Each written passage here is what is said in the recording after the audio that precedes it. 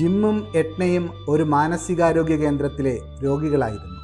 ഒരു ദിവസം ഇരുവരും നീന്തൽക്കുളത്തിന് സമീപത്തുകൂടെ നടന്നു വരുമ്പോൾ പെട്ടെന്ന് ജിം വെള്ളത്തിലേക്ക് എടുത്തു ചാടി. അയാൾ കുളത്തിനടിത്തട്ടിൽ പോയി അവിടെ തന്നെ നിലയുറപ്പിച്ചു.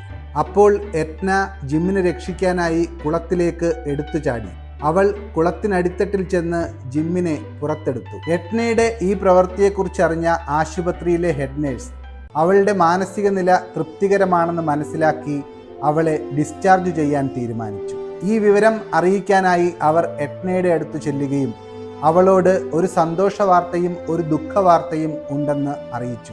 സന്തോഷ വാർത്ത എന്തെന്നാൽ നിങ്ങൾ ഡിസ്ചാർജ് ചെയ്യപ്പെടാൻ പോകുകയാണ്. ഒരു പ്രതിസന്ധിയോട് യുക്തിപൂർവ്വം പ്രതികരിച്ച് കൂടെയുള്ള ഒരു രോഗിയുടെ ജീവൻ രക്ഷിക്കാൻ കഴിഞ്ഞതിനാൽ നിങ്ങളുടെ മാനസിക നില തൃപ്തികരമാണെന്ന് എനിക്ക് ബോധ്യപ്പെട്ടു. മോശം വാർത്ത എന്തെന്നാൽ നിങ്ങൾ രക്ഷിച്ച ജിം നിങ്ങൾ അവനെ രക്ഷിച്ച ഉടനെ തന്നെ കുളിമുറിയിലെത്തി അവൻ്റെ വസ്ത്രത്തിൻ്റെ വള്ളി ഉപയോഗിച്ച് തൂങ്ങി മരിച്ചു. ഇത് കേട്ട് എട്ന മറുപടി പറഞ്ഞു, നിങ്ങൾ കരുതുന്നത് പോലെ അവൻ തൂങ്ങി മരിച്ചതല്ല. വെള്ളത്തിൽ നിന്ന് പുറത്തെടുത്ത അവനെ ഞാൻ ഉണക്കാനിട്ടതാണ്. പറയൂ, എപ്പോഴാണ് എനിക്ക് വീട്ടിലേക്ക് മടങ്ങാനാവുക? ഒരു പ്രവൃത്തി മാത്രം നോക്കി ആരെയും വിധിക്കരുത്. ഒരാളുടെ സ്വഭാവത്തെ കൃത്യമായി വിലയിരുത്തുന്നതിന് മുൻപ് പല സാഹചര്യങ്ങളിൽ അവരുടെ പെരുമാറ്റത്തെ കൃത്യമായി നിരീക്ഷിക്കുകയും വേണം.